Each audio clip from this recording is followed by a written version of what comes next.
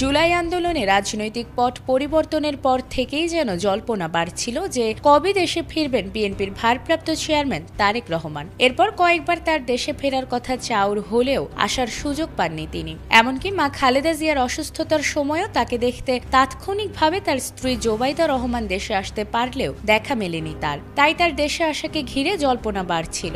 অবশেষে সকল জল্পনার অবসান ঘটিয়ে দীর্ঘ 18 বছর পর 25 ডিসেম্বর দেশে আসার কথা নিশ্চিত করেছেন তিনি নিজেই। আর তাতে এই খবরে যেন আনন্দের জোয়ার বইছে বিএনপি নেতাকর্মীদের মাঝে।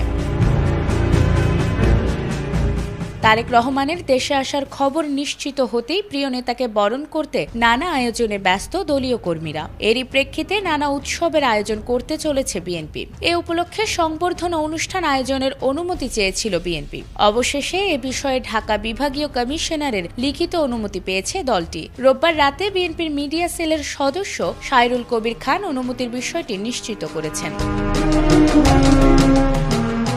নির্বাচনকে কেন্দ্র করেই বিএনপির ভারপ্রাপ্ত চেয়ারম্যান তারেক রহমানকে নিয়ে দলটি ব্যাপক পরিকল্পনা করছে। দলের নেতাকর্মীরা বলেছেন, বেগম খালেদা জিয়ার অসুস্থতায় দেশে আসার পরই রাজনীতিতে নেতৃত্ব দেবেন তিনি। এছাড়াও নির্বাচনের আনুষ্ঠানিক প্রচারণা শুরু হওয়ার মধ্য দিয়েই সারা দেশ সফরে বের হবেন তিনি। তারেক রহমান দেশে আসার খবরে উচ্ছ্বাস প্রকাশ করে ঢাকা 6 আসনের দল মনোনীত প্রার্থী ইশরাক হোসেন বলেছেন, তারেক রহমানকে বরণ করা হবে কোটি মানুষের গণসংবর্ধনার মাধ্যমে। তার নিরাপত্তা নিয়ে কোনো শঙ্কা নেই। জনগণ বুক পেতে দিয়ে তার নিরাপত্তা নিশ্চিত করবে। কোটি কোটি বুক ভেদ করে এমন কোনো শক্তি নেই যা আমাদের নেতার ক্ষতি করতে পারবে।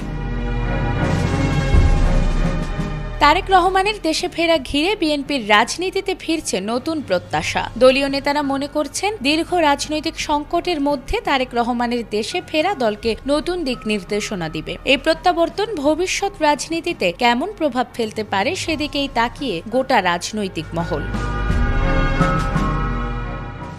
নাজমুন নাহার জান্নাত, এটিএন বাংলা।